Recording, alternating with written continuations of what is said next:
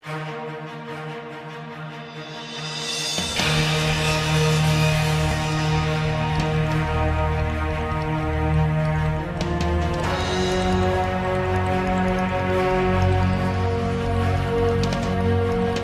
teman-teman semua, perkenalkan nama saya Rina Samsanturi. Kali ini saya akan mereaction sebuah video sejarah yang bertema pemberontakan PETA dan misteri hilangnya Lanku Supriyadi. Selamat menyaksikan.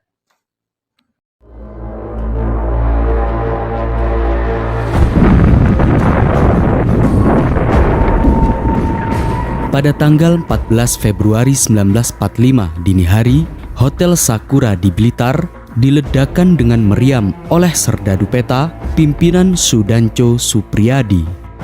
Ledakan ini memicu bentrokan antara serdadu PETA dan pasukan Jepang di daerah Blitar.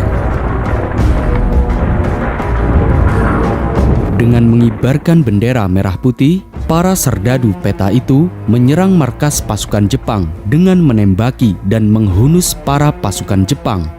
Namun, ketika bala bantuan militer Jepang dari Malang dan Kediri datang memadamkan serangan serdadu PETA itu, pemberontakan PETA akhirnya dapat digagalkan.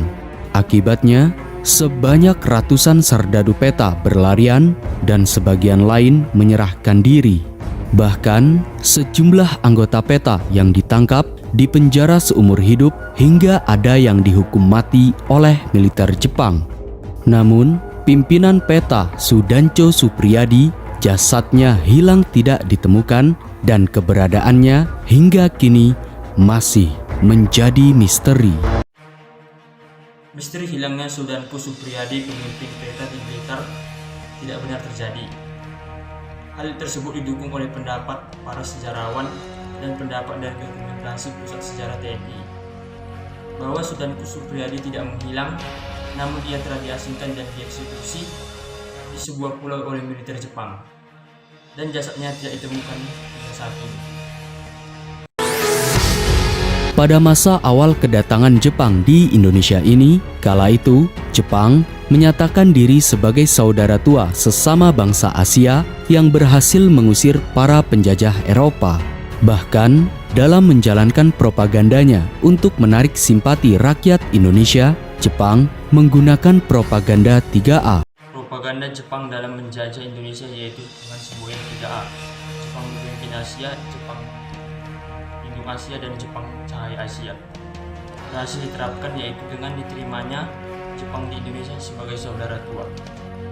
Pemimpin Asia, Jepang pelindung Asia, dan Jepang cahaya Asia. Karena itulah, kedatangan Jepang ini disambut baik oleh rakyat Indonesia. Bahkan, pemerintah Jepang kerap melakukan berbagai kebijakan yang seakan-akan menguntungkan rakyat pribumi. Namun, faktanya berbagai kebijakan itu hanyalah sebuah propaganda yang menyengsarakan rakyat, menguras kekayaan alam Indonesia, hingga berbagai kekejaman lainnya.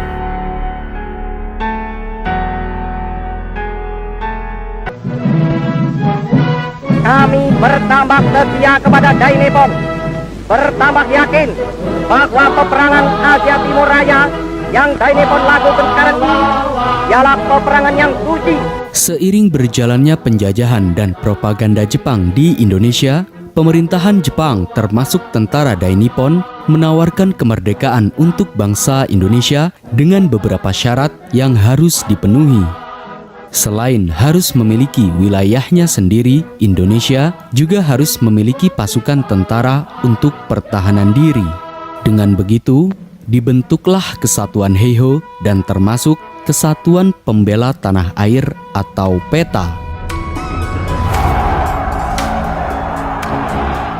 Namun, sebagaimana yang termaktub dalam Ensiklopedi Pendudukan Jepang di Indonesia, tawaran kemerdekaan ini hanyalah tawaran palsu tentara Jepang.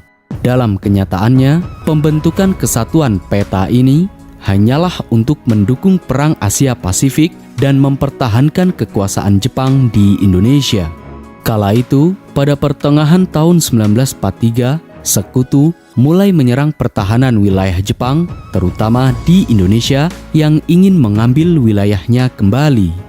Kondisi ini membuat Jepang merasa terancam, sehingga Jepang membentuk Kesatuan Pembela Tanah Air atau PETA untuk kepentingan perang mereka.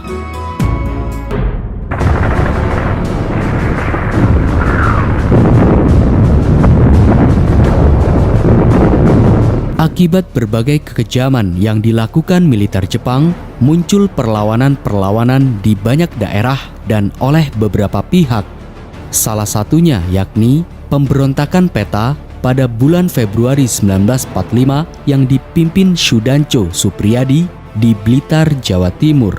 Sebagaimana yang termaktub dalam Tentara PETA pada zaman pendudukan Jepang, kala itu Sudancho Supriyadi merasa resah dengan nasib rakyat Indonesia di bawah pendudukan pemerintah Jepang yang selalu ditindas dan dikeruk kekayaannya serta ingkar janji sebagai pelindung Asia. Bahkan di dalam PETA sendiri juga muncul perlakuan diskriminasi karena para prajurit PETA diwajibkan memberi hormat kepada tentara Jepang sekalipun orang Jepang itu berpangkat lebih rendah. Oleh karena itulah, Sudancho Supriyadi, pimpinan prajurit PETA di wilayah Blitar, kemudian menghimpun pasukannya dan merencanakan perlawanan terhadap Jepang. Meski rencana Sudancho Supriyadi sempat dicegah oleh Soekarno, Muhammad Hatta, dan beberapa pemuda gerakan bawah tanah lainnya, namun Supriyadi tak dapat membendung kemarahannya terhadap Jepang.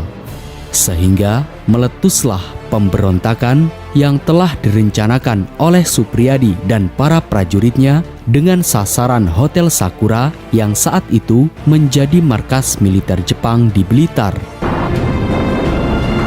Akibatnya, ledakan ini memicu bentrokan antara serdadu PETA dan pasukan Jepang di daerah Blitar. Namun, pimpinan PETA, Sudancho Supriyadi, tidak ditemukan keberadaannya. Menghilangnya Sudancho Supriyadi masih menjadi misteri bahkan hingga saat ini. Kala itu, beragam cerita dan pendapat muncul tentang keberadaan Sudancho Supriyadi.